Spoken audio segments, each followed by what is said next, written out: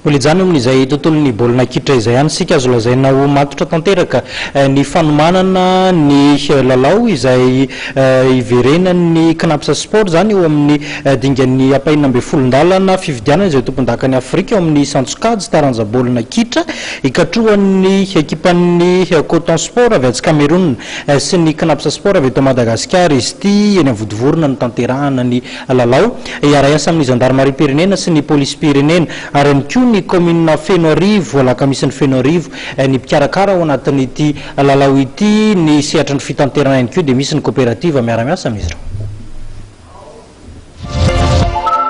Vonina tanteraka hanao izay atomombana ny lalao very midingan'ny apahenina amby folondalany fedinan'ny tompon-dakany Afrika isatarika taranja baolina kitra ikatroany amin'ny ekipan'ny Coton Sport avy any Cameroun eny votovorona ny sabotsy tolakandro avy zao ny Knapsa Sport na eo amin'ny lafin'ny fanomanana na eo amin'ny lafin'ny teknika eo amin'ny lafin'ny fikarakarana aloha noho ny fitarainan'ny mpijery tonga teny votovorona tamin'ny lalao savaranon'andro teo amin'ny fitohanan'ny fiara dia nanapa-kevitra iara-iasa amin'ny Gendarmerie Pirenena ny Knapsa Sport nanome toky ary ny tompon'andraikitra ao amin'ny Gendarmerie Pirenena fanao izay ho tratry ny heriny amoanana an'izany fitohanana izany.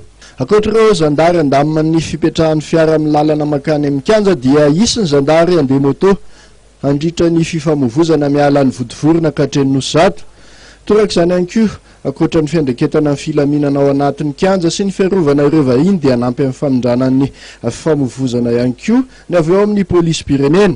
Ankoatr'izay dia nitohy-hatrany ny fiara-miasan'ny Knapsa amin'ireo coopérative roa ampitatitra makany votovorona. Fantatra ary fa fiara manodidina ny zato no hiasa amin'io fotoana io. Isy ny fiara iainga eny Anosy, ametraka fiara amin'ny sapanan'ny Fenoarivo sy eo amin'ny sapanan'ny Université amin'ny votovorona ihany koa izy ireo. Ireto mpitatitra reto izay mampanantena fa isy fiara hiasa foana eny toerana raha mbola misy olona tavela na hatramin'ny 7 ora alina aza.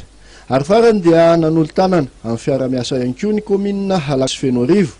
Nampahafantariny tompon'andraikitra ao amin'ny Knapsa nandritra ny fionany tamin'ny mpanao gazety tolakandro ihany koa fa ny ampy ny toerana ahafahan'ny fiara miantsona eny amin'ny manodidina ny kianja. Eo amin'ny lafin'ny teknika indray dia vonina tanteraka hiakatra amin'ny fifanitsanana isam-bondrona ny mpilalao sy ny teknisianina ao amin'ny Knapsa Sport. Sa ao anatin'ny tanjany tanteraka avokoa ny mpilalao amin'izao fotoana izao. Nanambara izy ireo fa azo atao tsara ny mandresy ny Coton Sport eto amintsika raha ny fahitana ny vokatra tamin'ny lalao mandroso. Saivina fa baolina tokana tafiditra tany amin'ny minitra farany lalao no nazahoan'ny Coton Sport ny fandresena tamin'ny lalao mandroso io.